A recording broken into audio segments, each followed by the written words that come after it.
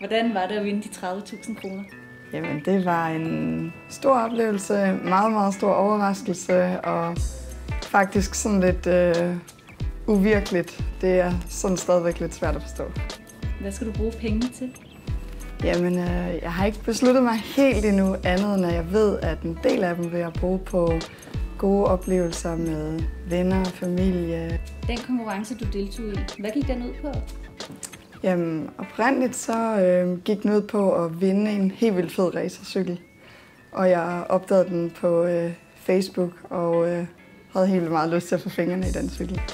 Havde du overvejet, at de data, du indtastede, rent faktisk blev brugt til telemarketing og nyhedsbreve? Ja, det vidste jeg godt, og vidste også allerede, da jeg deltog. Derfor så er jeg normalt tilbageholdende med at deltage i sådan nogle konkurrencer, men der var et eller andet, der trak i mig efter den cykel, og jeg vidste godt, at der ville komme nogle reklamefremstød efterfølgende. Vil du deltage i flere konkurrencer fremover? Jeg kan jo ikke sige andet, end at man bliver lidt mere tillokket, når man finder ud af, at man i virkeligheden kan være den, der vinder ved at deltage i sådan en konkurrence. Lige nu så tror jeg måske, at jeg vil lade nogle andre være heldige og lade nogle andre få chancen for at vinde lidt, men jeg er selvfølgelig blevet endnu mere tillokket af at deltage i fremtiden.